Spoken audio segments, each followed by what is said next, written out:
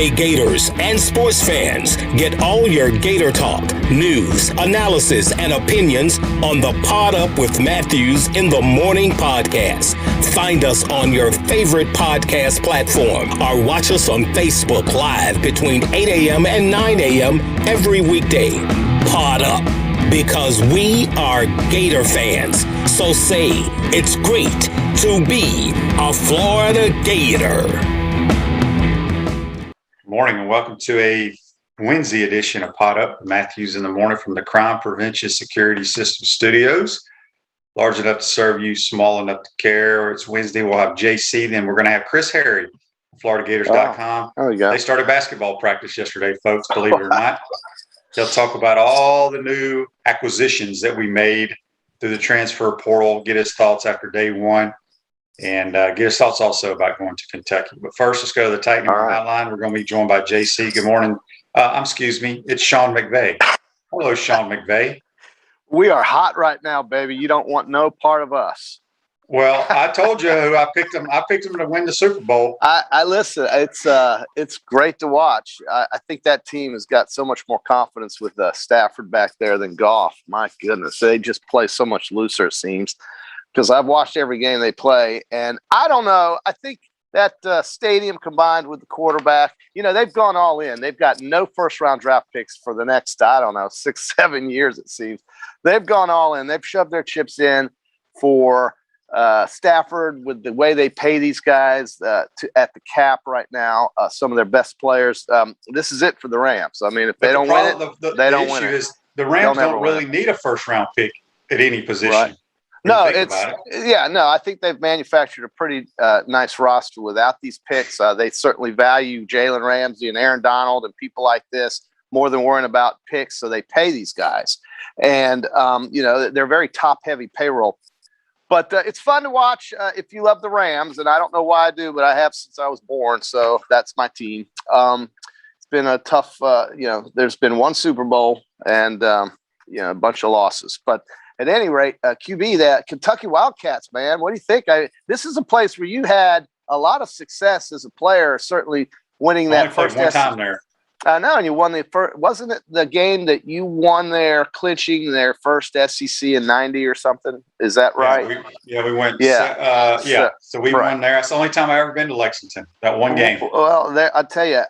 So that was a special day for Florida fans, and Kentucky has lost 33 of the last 34 games and hasn't beaten Florida in Lexington since 1986. Now, when you put that into context, that was the year I graduated from college and you graduated from high school.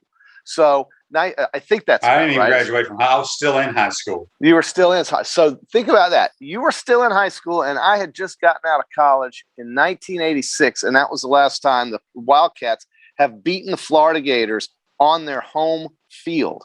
And, the last two games have been agonizingly close for Kentucky, but no cigar. And so with that in mind, I know they are waiting for the Gators to get off those buses.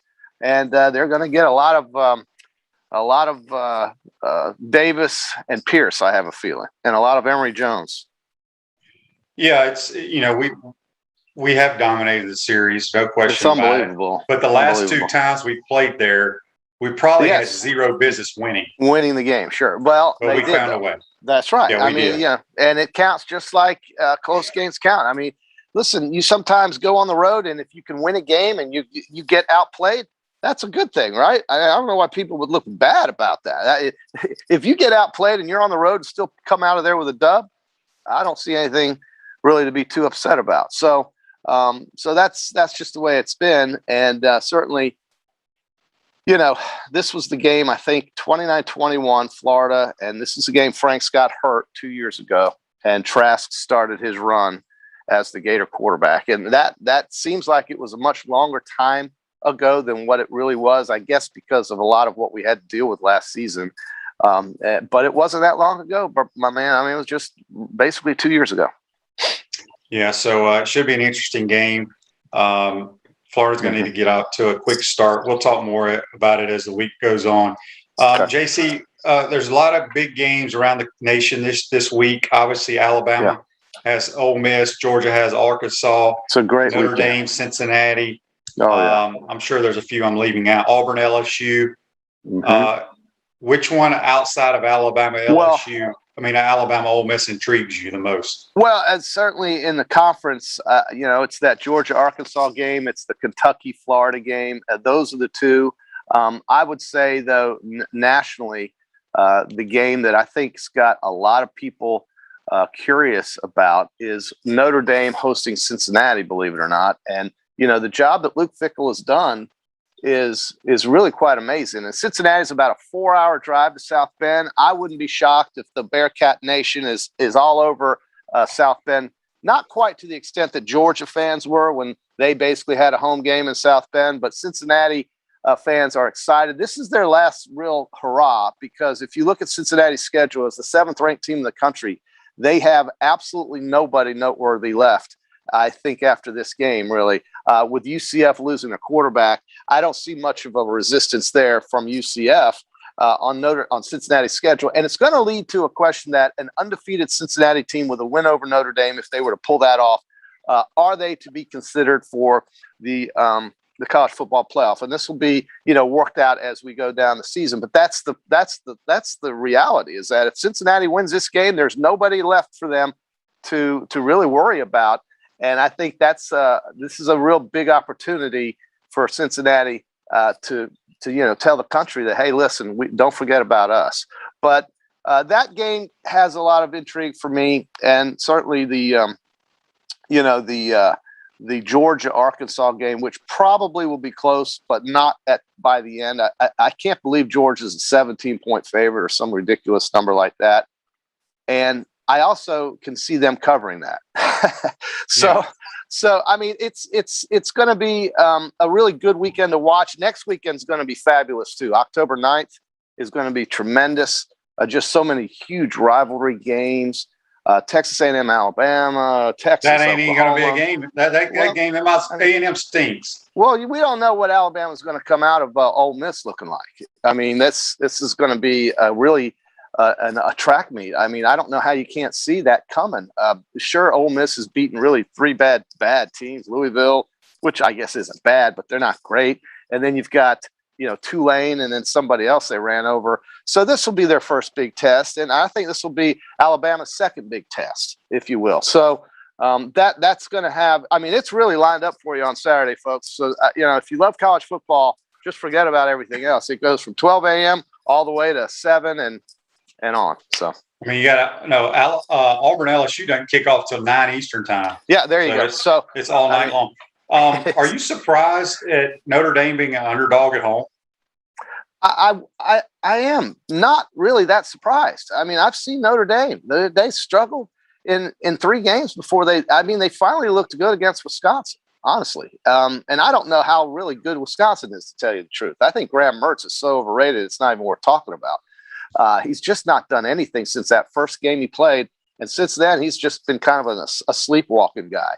Notre Dame is a team that struggled. They struggled with Toledo. They struggled with Florida State. They looked good against Wisconsin. But I don't know. I think Cincinnati deserves the credit they're getting. Of course, who have they beaten? So we'll see. I just think it's a big game. You got 2 top 10s playing in South Bend, and Cincinnati is a school we don't really talk much about, but all they do is win, win, win. That's all they do. They just win football games. And so, you can't ignore them. But when you look at their schedule, dude, it just borders on laughable after this game. So, there's nothing they can do about it. They can't help the fact that South Florida is what they are, and Central Florida lost their quarterback, and so on and so forth. But, gosh, it's a weak schedule after this. So I don't know how badly that's going to hurt Cincinnati. I really don't know. Facebook Live brought to you by Mellon Law, the official law firm, part of the Florida Gators. David says, how does Cincinnati win with their facilities? Luke Fickell will be gone soon, since he had Brian Kelly in its past. Yeah, they also have Butch Jones coach there. Look, they win, and they're a good football team. They got a really good quarterback. That's one reason why they win. And they play sound defense, but they can't go through the gauntlet of an SEC schedule. No. John says we've been saying all year that Shane's Aggies are average. They're very average right now without their quarterback, but I'm telling you right now, they got 3 best skill players in the league that they're not using them right. Well, explain to me how Spiller, what did he do? He had 1 big carry, scored, and Jimbo never gave him the ball again. It's like where was Jimbo on Saturday afternoon in Arlington, Texas? What happened to him? Why did he drop the ball so badly? That's Jimbo, though. If you look at the stats, okay, I'm just going back. So they have three guys that are legitimate first round type players in the National Football League. Spiller had 12 carries for 95 yards. A-Chain, who's another stud running back, had 5 touches. And Anaya Smith, who I think is the best player in the league overall, had 2 touches, 2 catches. That just doesn't make sense to me.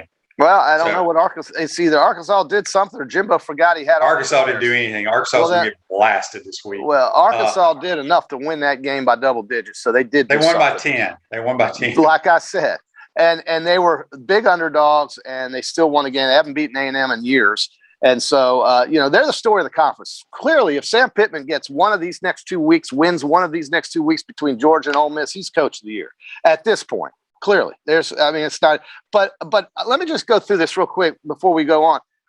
Cincinnati plays Temple, woeful. UCF, no quarterback. Navy, woeful. Tulane, nah. Tulsa, woeful. South Florida, woeful. Okay, there's SMU, but it's a home game, big deal. And then East Carolina. I mean, that's Cincinnati's schedule. There's nothing they can do about it. So that's what I'm saying. They have good facilities compared to everybody else in their league facilities. And the reason they've had a really good run is the quarterback. Desmond Ritter, I think's his name, something along those lines. He's been playing. I think he's finally a senior. He's been a 4-year starter.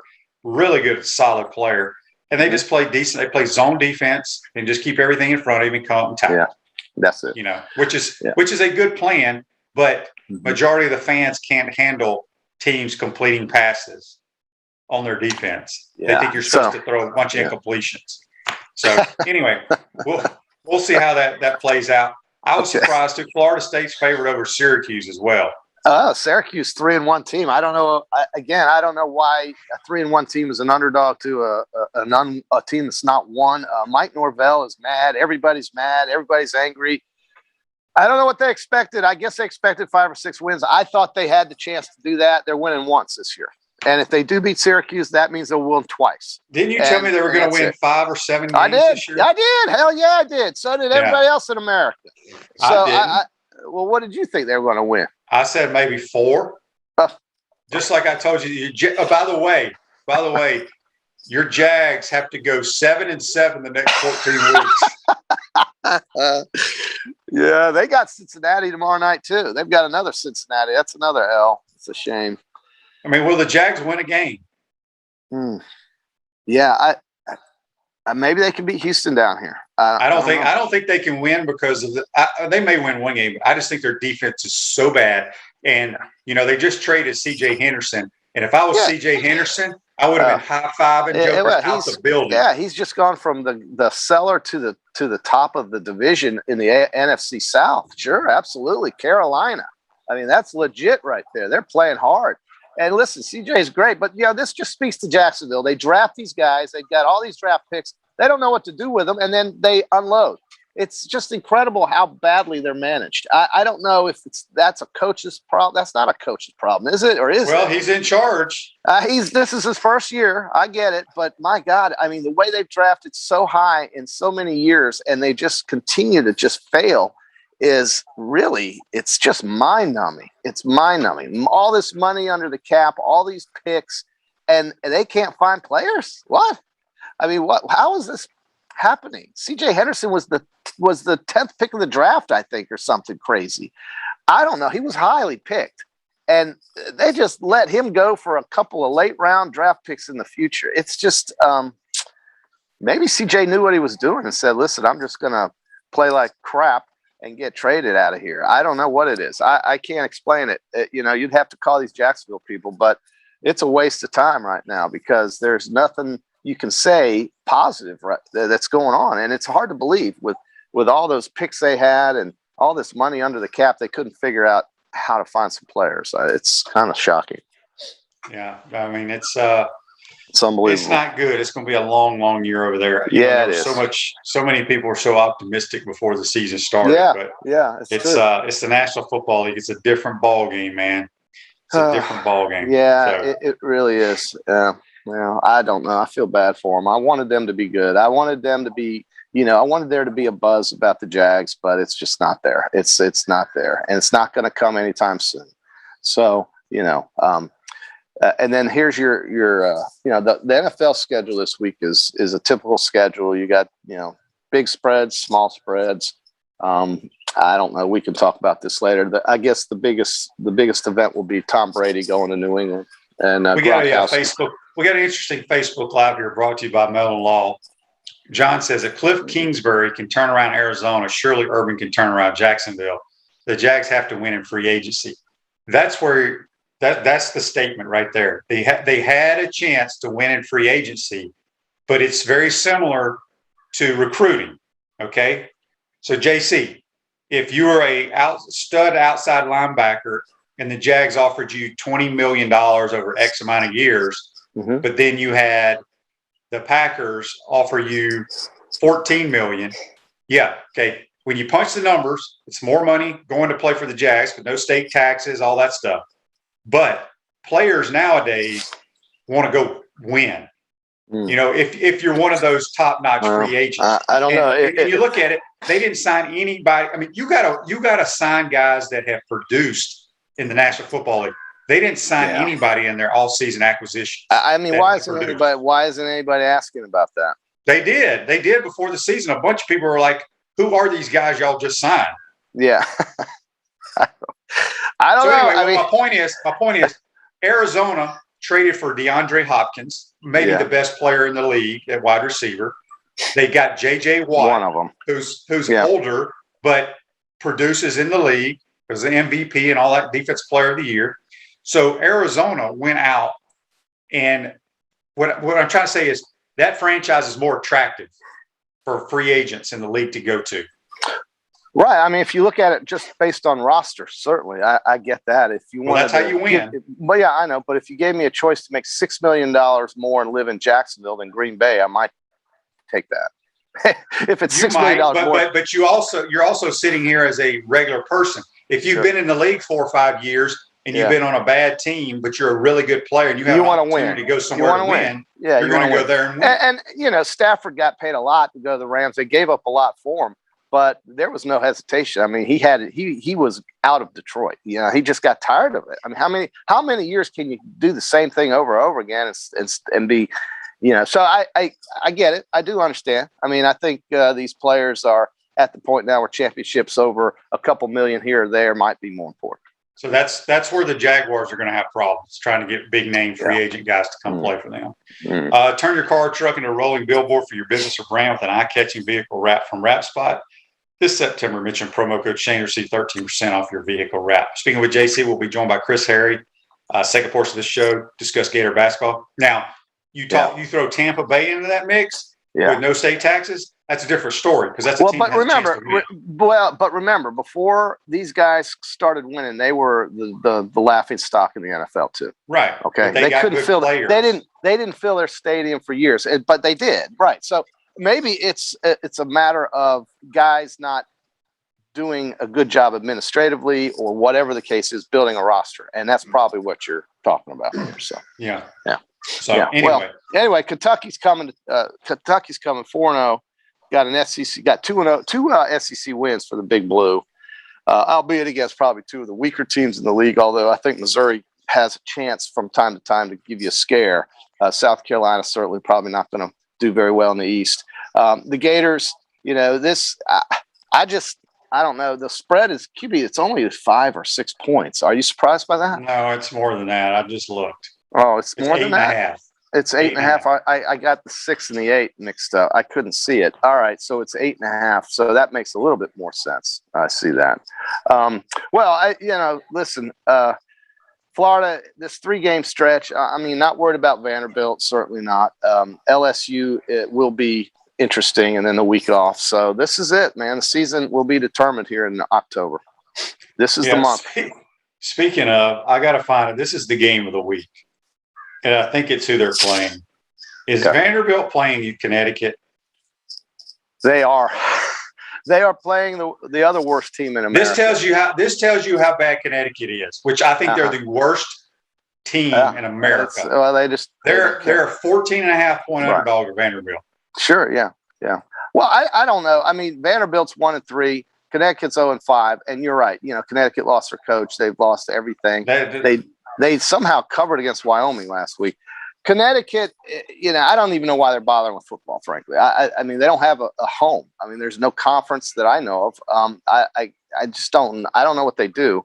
Vanderbilt, on the other hand, you know what I think about them. I think they're an embarrassment to the SEC because I don't think they put the money or the resources or effort into football. And they take that money and do something else with it. Now, I could be wrong. Maybe they're all got $100 million plan going on campus. Ask Chris Harry. He would probably know. But you can see it when you go there. Vanderbilt has nothing. And yet they're building new facilities. Okay, well, they need to. Joseph says, is Kentucky taking over Tennessee for our East rival? Last few years, this game has been fun. No, it's Georgia all the way, Joseph. Daniel on Facebook Live, brought to you by Metal Law. Did you see Kentucky cleared their 6 thugs to play this week? I don't know. They've had 6 players suspended. I don't know what for, but they're back. That doesn't mean they're going to play. They could, though. Who knows? Well, Kentucky's a team you can run Army on. Was leading UConn 42-0. Yeah. Yeah. UConn. Those players don't really care. Listen, I'm sure they care. They just ain't very good. But Kentucky's a lower rated team again. Their rushing defense is not good. It's not a good matchup with Florida, Kentucky. If you look at the statistics nationally, Kentucky is very lowly rated against the run on rushing defense. Florida will exploit that. I think you're going to see the Gators, 25, 30 first downs in this game. I don't see how Kentucky's going to stop Florida. They'll score. Their rushing defense. Their rushing defense is ranked very low. Yeah, and I was surprised by that when I saw it too. So I don't really know why. I guess they had some problems stopping Missouri. Chattanooga ran all over them apparently. So I can't really believe that, but that's what happened. You talk about Mississippi and Alabama. I think Ole Miss is going to run between 80 and 90 plays. When you think about all those plays they're going to run with that offense, you got to believe it's going to keep them in the game. But then Nick Saban was on with Peyton and Eli on Monday night. He looked like he didn't have a care in the world. So I'm sure they weren't talking about the Ole Miss game, obviously, but it's going to be close. There's one reason why Nick Saban went on that show. Yeah, he wants Arch Manning. Sure, because Arch went and visited Georgia this past weekend. Yeah, he's going to be in Alabama this weekend. Then he goes to Texas. Then he goes to Clemson, and then he goes to Ole Miss. He's already got his 5 schools picked out. When the question was asked, when Peyton asked Nick what he would have said to Justin Fields, or was it Justin Fields? It was something about go to the school with the best players. And I think that was an indirect message to Arch Manning that, hey, here we are. Now, certainly Georgia can match up a roster with Alabama, but it was pretty impressive that he would be, hey, talking to Peyton right there. That was a good deal for him. Well, it was only one reason and one reason only, is all for recruiting Arch. And, he's still got another year of high school, so we'll see how that plays out. Yeah, I don't think Ole Miss has a chance of getting him. I don't think he fits what Ole Miss does.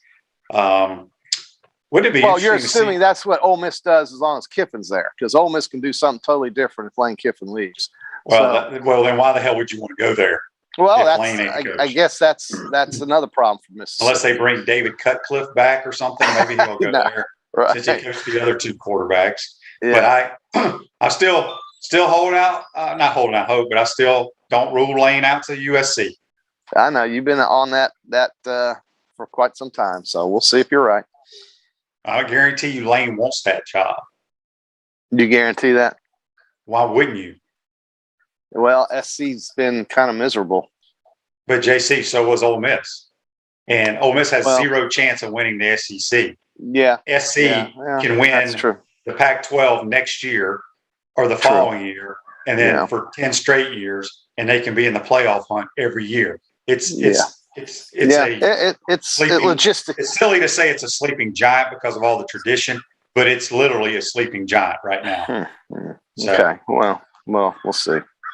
I don't know. I just his experience there was so bad to begin with, but it could be different. Yeah, I mean things do change. I mean people do change, places change, everything changes with different people. So the name may stay the same, the colors may be the same, the geography may be the same, but the place certainly can be different. So Yeah. John says the only chance Ole Miss has is the Manning connection. Well, yeah, I mean, that's the only reason Eli went there. I was surprised Eli went to Ole Miss, honestly, because they were not very good back in those days. No. We're going to be joined by Chris Harry here in just a second. A few more minutes with JC. Yeah.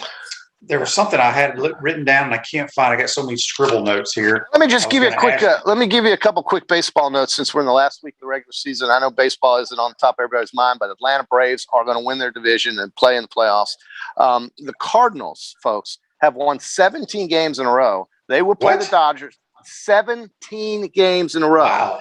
They will play the LA Dodgers in the National League wild card game. And if you're the Dodgers and you've been chasing the Giants all year and trying to rack up this massive, beautiful record, you realize that you can be playing the hottest team in baseball and lose in one game and your season is over.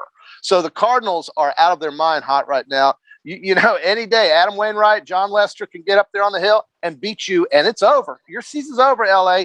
So the Cardinals are coming to LA. The Yankees are 2 up on Boston. They're 3 up on Toronto. They just got done sweeping the Red Sox. Thank God the Boston Massacre lives. Stanton, home run in 4 straight games, 35 for the year, 96 RBIs. He's hitting .304 with 10 homers, 25 RBIs, and 92 at-bats in September, and is single-handedly putting the Yankees on his shoulders. And that's good to see if you love the Yankees. And they are 2 games up on Boston with 5 to play. So it looks like they're going to host a wild card game as well, unless they collapse here, but they've been on a roll, and so they probably won't be collapsing. And the Red Sox lost to the Orioles last night. So they're going to have to hold off Toronto for the right to go to Yankee Stadium and play in the wild card game. Tampa Bay is going to win that and has won the division now. Once again, one of the most amazing stories in sports is the Tampa Bay Rays and what they do on a consistent year in and year out basis, playing in front of 6,000 fans in one of the worst facilities in Major League Baseball, in a town that loves them but doesn't go and watch them play. It's unbelievable. The payroll is minuscule, and the Tampa Bay Rays just go and win divisions. I mean, folks don't talk enough about it. They really don't. Yeah, maybe they do in Tampa, but they don't. So are there? Like I said, I have not. I'll watch once the playoffs start. But are there any divisions or anything what's going to come down to like the last day? Or are they all pretty much set? No, it's pretty much set. Houston's going to win the American League West. You've got the Braves holding off the Phillies in the NL East. The Giants have already locked up the National League West, and the White Sox have won the American League Central. I think it's the in the National League in the division the Cardinals are in. The Milwaukee Brewers have won their division, so we're pretty much ready to roll here with the playoffs. And I think the Cardinals are just an unbelievable story when winning 17. I had no idea they won 17 in a row. 17 in a row. And they're going to play the Dodgers in a winner-take-all game. And so I assume Kershaw is going to pitch that for the game. Absolutely. He's going to pitch probably against Adam Wainwright or John Lester. So, I mean, flip a coin, dude. I'm telling you, when you're playing that, the Cardinals are just out of their mind. Now, at some point, you got to think, okay, well, they're going to lose, right? One game is all it takes, man, to advance to a series against in the Major League Baseball playoffs. It's incredible. Did you Before we let you go, JC, yeah. I got a couple Facebook Lives I want to read here. Okay. Joseph says, brought to you by Metal Law, USC should be a really easy job to turn around. It's a good brand. But then again, if it's so easy, why hasn't it happened yet? They ain't had the right coach. Yeah, Pete Carroll was the last guy to win there. Yeah, and which was a very good coach. Yeah. And then, Helton was not the right guy. I'm telling you, they get the right guy. It's Ed Orgeron actually coached there as an interim and won a lot of games. Yeah, when Lane got fired. Yeah. John says on Facebook Live, curious about your thoughts on Mario Cristobal and his chewing the player out on the sideline. The color analyst at Cristobal went overboard, but I liked it. Yeah. I had no problem with it at all. The kid showboated after an interception. His team got a penalty. Very selfish act. Mm-hmm. I don't think the kid had a problem with it either. No, he just walked away. I didn't think there was anything wrong with it. Well, listen, if you're a headset, you have a problem with it because that thing got destroyed. But other than that, it's all good. He threw it down. That's big fine. deal. I know. I've thrown headsets on Friday nights. I've had coaches throw headsets as well. Yes, it is what it is. It's part of the business. It is. No problems with that one either. I don't either. No. All right, JC, before we let you go, this day in sports, I want to know if you know the answer to this. This day in sports brought to you by our good friends at Comfort Temp. Comfort is our business. Peace of mind is our promise. Comfort Temp's hiring all levels of experience, $1,000 signing bonus. Give Comfort Temp a call, 352-376-2366. This day in sports, in 2002, there's a running back I'll give you the answer in a minute. I just want to know if you know. Running back in the National Football League sets an NFL record for the most touchdowns in a half with 5. Wow. Got any idea who it could be? 2002 goes so far back. No. I'm going to give you a hint. He played his college ball at the University of Alabama. Let's go with 2002. Gosh. Oh man, you really get me on these. He was not coached by Nick Saban, if that helps. No, certainly not. No, Nick was at LSU at that time. Was it Sherman Williams? No, Sherman Williams may not score 5 touchdowns in his career. It was Sean Alexander. Oh God, how do you not know that? Gee whiz. So I don't know if this is still a great player. I'm curious if this is still a record. So Sean Alexander, Seattle running back, scores 5 touchdowns in the first half of the Vikings-Seahawks game. He ran for 4 and caught 1. So I don't know if that's still a record or not, but that's pretty cool. That guy was so darn good. Boy, he was one of the best. I am so upset I didn't get that. Yeah, you're really not a fan. That's why all these people call you a bandwagon fan. You should have known that. I just forget. There's so much going on through here with football and everything. I mean, same with you. You forget stuff too. But I have a reason for forgetting. I've been hit in the head a bunch. Maybe you've been hit in the head too. We just don't know. Yeah. Well, Sean Alexander was one of the best in the league. Yeah, he was. Well, that best in the SEC. I mean, what he did for very mediocre teams was pretty darn good. Yep. All right. Well, Sean McVay, have a good day. Go draw up some ball plays. We got to take a break, and we're going to talk Gator hoops with our good friend Chris Harry. You're watching and listening to Pod Up with Matthews in the Morning. We want to take this moment to thank all our sponsors who keep the show going and pay the bills. Crime Prevention Security Systems, large enough to serve you, small enough to care. Titan MRI, Gainesville's only locally owned and operated MRI facility. Meldon Law, won't back down. Peachland Dental, Gator Nation's first choice for dentistry in Port Charlotte. Comfort Temp, comfort is our business, peace of mind is our promise. QC Kinetics, live pain-free with QC Kinetics. Great Clips, it's gonna be great. Our Gridiron sponsors are Auto ER, UF Bookstores, Celebration Point Town Center, South State Bank, Chris Doring Mortgage, Silverback Concrete Co. Some of our touchdown sponsors are MB Listing, Cornerstone Financial, McDonald's of Gainesville, My IT Masters, Gainesville Neon and Signs, 84 Lumber, Tropical Smoothie Cafe, Avera and Smith, Dowling Signs, Baker's Sporting Goods, Ruse Ogra Agent, State Farm Insurance, Silver Cube Billiards and Sports Bar. If you are interested in promoting your business on the show, visit potupwithshane.com and click the advertise button. Again, thank you to all the great businesses that support the show. If you like what we are doing here, make sure you follow us and support the businesses that support us.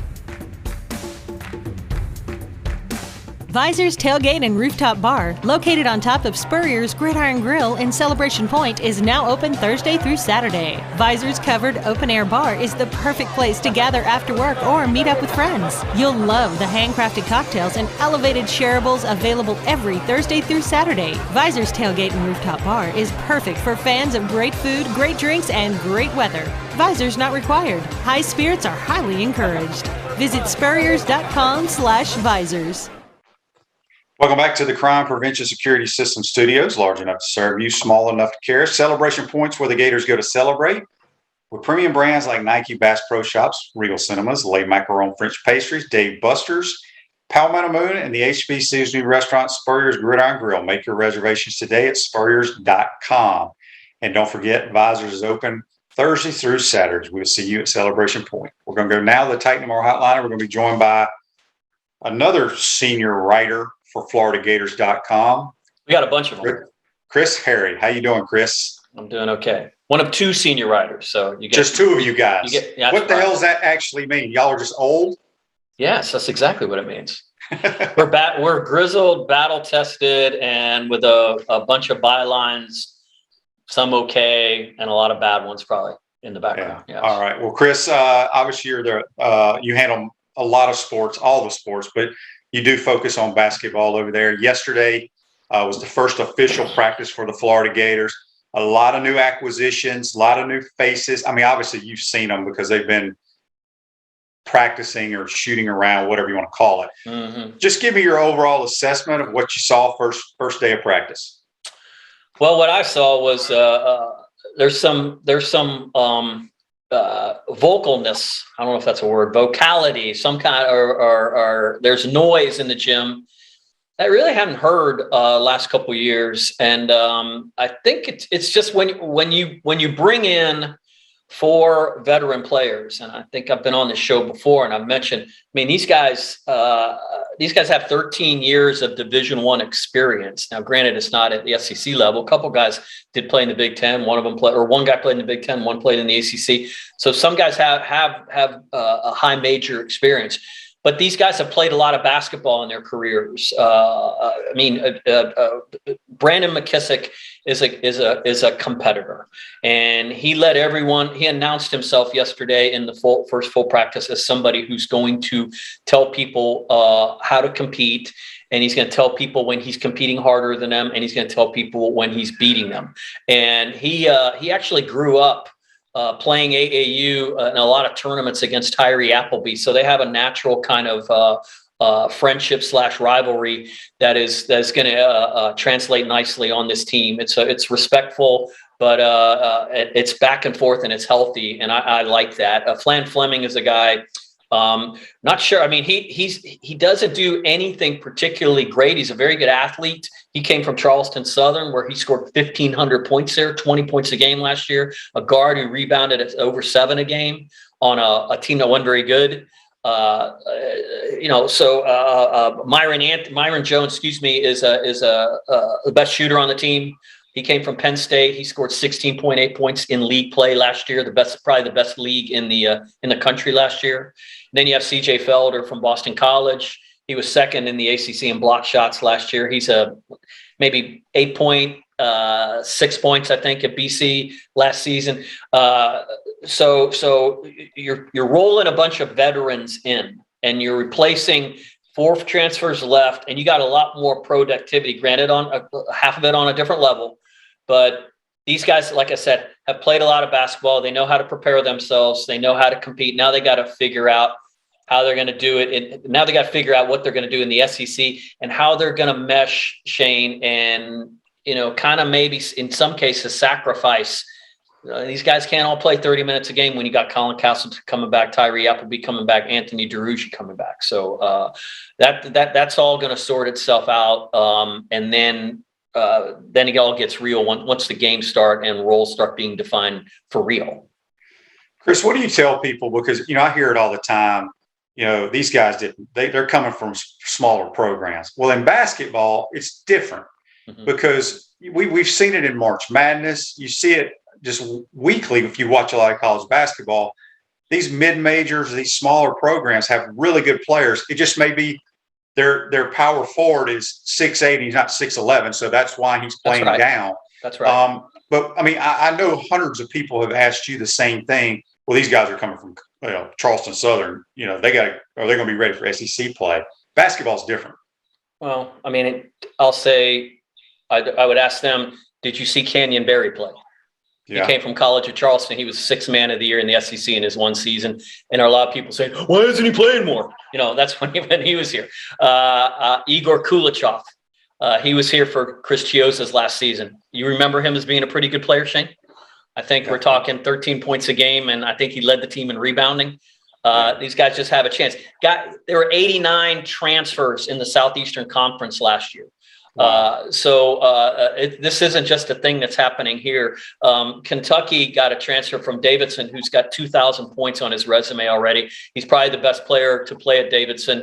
He's definitely the best player since Steph Curry, and he's a guy like that. So this is a business model that is now all over the league, all over the country. And it's the way of college basketball right now in 2021 until they change the rules now, especially when there's no sit out requirement. guys are going to be looking to move all the time if they're not happy with their situation. It's no longer, I can apply for a 1-year exemption to play right away because my coach left or I had this personal reason or something like that. It's going to be, the guys are going to make decisions like that all the time. That's just the way of the world now. Yeah, I mean, you look at Arkansas last year; they had a really good team. I remember that one of their best players played at like JU the previous year.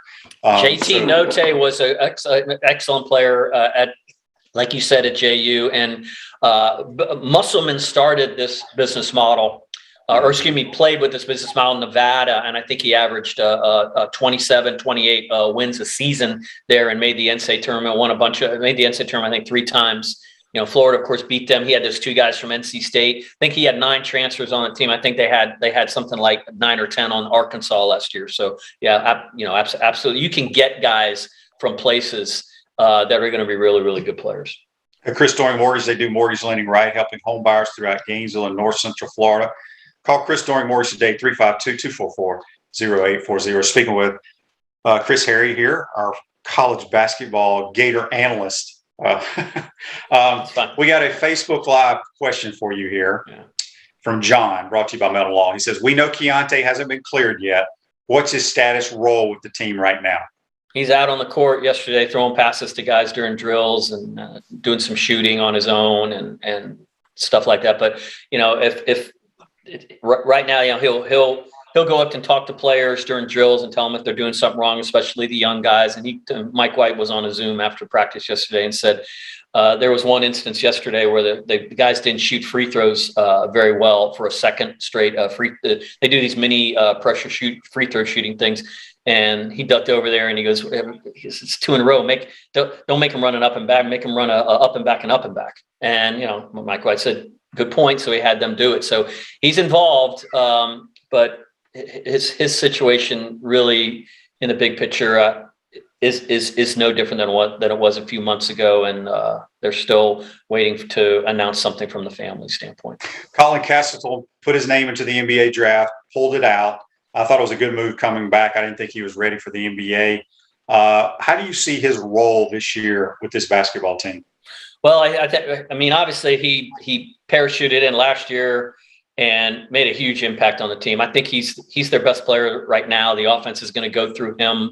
I think you're going to see maybe some more things from the high post. Here's the deal: is the NBA. I talked to Colin while he was going through this process. They told him, "Look, you got to get stronger.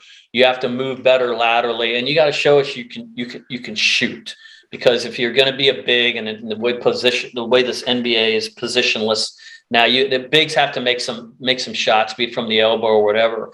And he's shooting a lot of 3-pointers, working on his 3-point shot. I don't know how many you want him to take. He's only taken 1. He took 1 all last year and missed it. But he's going to take some this year. And he's going to get the ball, like I said, in the high post. He's going to face up, and his passing needs to be better, and he's working on that. But second team all-league player, I think he was 13 points a game and 6.5 rebounds a game. I would consider him a rim protector. I think he was 4th in the league in block shots. So he is their best player, and now he's got some stuff around him. They just got to work together more. And some guy he's really become a lot better, Shane, at when it comes to the pick and roll. And these older players might be a little more adept at finding him. Last year, Florida was not a good passing team. Noah Locke had 17 assists last season. Scotty Lewis was not a good passer. And this is going to be a much better passing team than last year. How much better that'll play itself out some, but it's a much more unselfish team. And I think that's a reflection of an older team. The more unselfish you are, obviously, the better you're going to be on offense. And this team seems to be embracing that for now. And the other 2, I think, kids that played a lot last year, DeRugi's back. Appleby, as you mentioned, is back. Right now, I always love the way Appleby plays on the court. Now, he gets out of control at times and takes some crazy-ass shots. But have you seen him? Is he still playing the same way? Has he calmed down a little bit, protecting the basketball more? I know it's only been a couple of practices, but what do you think? I'm not so his crazy ass shots that you mentioned don't upset me, except when he's down there trying to chat. When he's down there in the hellhole with, against like 6'10" guys or some, because he's going to have trouble getting that off. He's pretty adept at throwing that thing high off the glass. What I think drives what troubled me and probably troubles the coaches is when he tries to get out of trouble in double teams and triple teams by dribbling through them, and hence the turnovers. Last year, Florida, I think, was next to last in the league with the most turnovers in the league, most by far with Mike White. Like I said, this goes back to what I said previously. Was not a good passing team. Assist to turnover ratio, I think, was 60 below, 60 more turnovers, something like that, than assists. Tyree needs to, yes, calm down a little bit. He's got more help around him now in terms of other guys that can handle the ball. But he's a good teammate. His thoughts are in the right place. His intentions are in the right place. But you're right, he does need to calm down a little bit. But I got no problem with him when he's shooting threes. He just needs to shoot them a little bit better this year. Yeah, the threes don't bother me. It's like you said, those crazy shots when he's driving to the hole, and then he's got a 6'10" guy, and he does this fall away fake. And he's trying to draw a foul or something like that. Yeah. He's not going to get that like he was getting him at Cleveland State in the Horizon League before. We got a Facebook Live brought to you by Metal Law from John. He says, Chris, do you feel like Mike is on the hot seat coming into the season, or is he pretty safe? Just curious. I mean, we get this all the time. I mean, the only team in the Southeastern Conference to make 4 straight NCAA tournaments. The only one of 8 teams in the country to win a game in the NCAA tournament. Of course, the Gators want to win more than one game in a tournament. They were extremely disappointed that they didn't get to the Sweet 16 last year when those things broke the way they did. But they lost to a team, Oral Roberts, which had 2 really, really good players, played better than Florida did that day. And if people keep forgetting, they beat Ohio State, who was a 2 seed, to get to that point. So they were obviously a good team. And by the way, that big guy who on that Oral Roberts team, I think he transferred to Texas Tech. He's a pretty good player also. Florida is Mike White. I think they're right around 60% winning percentage in Southeastern Conference in Mike White's 6 seasons. Can they do better? Of course they can do better. I think when you hover around like a 7, 8, 9 seed, last year they were a 6, I guess 6, 7, 8, 9 seed. You're going to have a hard time getting through that first weekend. When Florida did go to the Elite 8 that year, they were a 4. So I think if the Gators won a few more games, certainly a few more home games each year, 2 more wins here, something like that, and close games, finish out some games that they haven't been able to do the last couple of years. But Mike White's, I don't think in any kind of jeopardy. I think there's a better chance of somebody coming to try to hire him than him getting fired at the end of the season, barring some kind of calamitous run to the end of the year or something, which I don't. People forget Keontae Johnson was the preseason player. I know people don't forget it. They just don't want to talk about it. He was a preseason player of the year, and you still go to the tournament as a 6 seed without the best player on your team. I mean, that would be like in football last year, not having losing Kyle Trask. That's right. Yeah, that's right. It's not like losing Kyle Pitts because nobody knew Kyle Pitts was going to be as good as he was. It's like losing Kyle Trask and still going to one of the New Year's Six games. That's right. Yeah. Mike made he lost some coaches. Do you like the guys he brought in? Yeah, well, I mean, I can't talk about them right now, but they've got one really good power forward lined up to sign with the team next month. And these guys have made some impact on the recruiting trail. Eric Pastrana came from Oklahoma State. He was there with Cade Cunningham, who was last year, who was the first pick in the draft. Akeem Miskton came by way of Dusty May down in Florida Atlantic. He's more of like I would say, obviously he's a Power 5, Power 6 entry level kind of coach, but he seems to relate very well with the players. So this is a thing. This is, that's just how coaching is now. Guys move around. Since Mike White got here, his staff has now totally turned over, and all 3 of the coaches that were here with him are now head coaches at mid-major programs. I think that's a testament to him. Mike White, everyone wants to, but he's got a coaching tree. So so that's what's supposed to happen.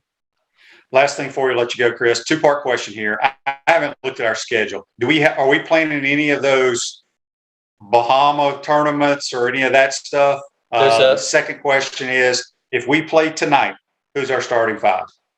Okay, one of the tournaments that they'll play, it's actually early Thanksgiving weekend. Guys will be back in their beds, waking up Thanksgiving morning, but it's down in Fort Myers. They play Cal, I think, in the first round, and the winner or lose, depend. We either play Seton Hall, which is chance to be an NCAA tournament team, or Ohio State, which, like I said, was a 2 seed last year and competed for the Big Ten. That's here in the state this year. They also play Maryland up in Brooklyn in a non-conference or kind of one of those Hall of Fame kind of games. They got Oklahoma on the road.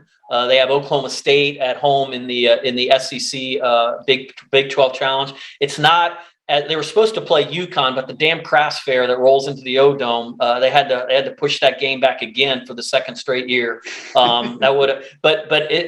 not as packed as the last few years. But Florida's going to continue to play difficult schedules, and that's one of the reasons they get these get these tournament bids every year. Secondly, if I had to say right now, Collins at the 5. I say DeRougy's at the 4. I'm gonna say Fleming is at the 3, which is subject to change. Appleby's on the ball, and Brandon McKissick is at the 2. And right now, I'm taking that back. McKissick is going to play a 3 kind of combo. Myron Jones will be on the 2, and Appleby at 3. I think they'll come out in a smaller kind of rotation, and Fleming, depending on who they're playing, could switch off at that 3 position. But they have some options. They don't have a lot of size. Jason Jatobo is the backup 5, and he's done great to get in shape, much better shape than he's been in. But they don't have a lot of size on this team, so they're gonna be undersized most of the season.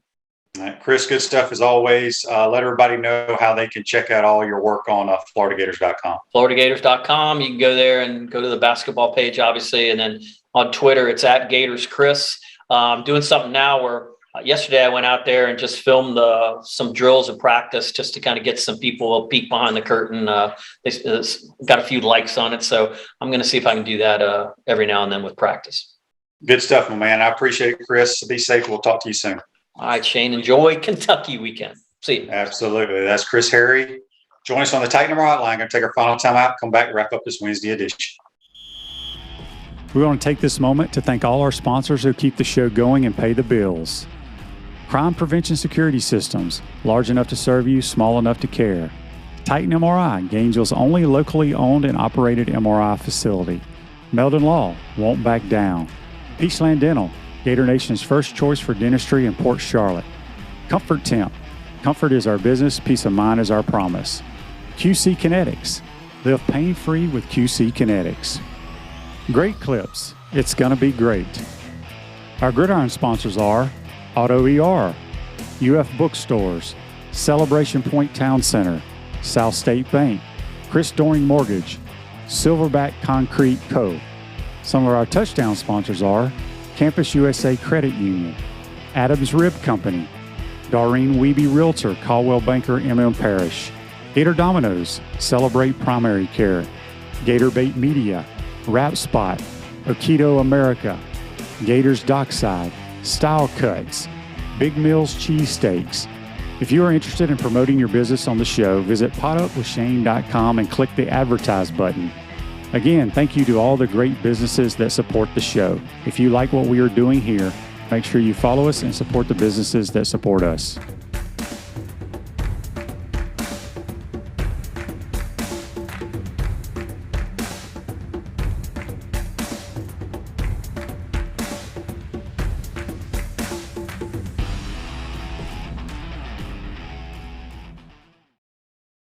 Welcome back to the Crime Prevention Security System Studios. Center State Bank is now South State Bank, but they still put business first. They understand that small businesses need a community business partner that they can rely on. South State still has 4 convenient Alachua County locations. South State Bank, banking forward, member FDIC. I want to thank JC and Chris Harry from FloridaGators.com for joining us on the Titan MRI Hotline.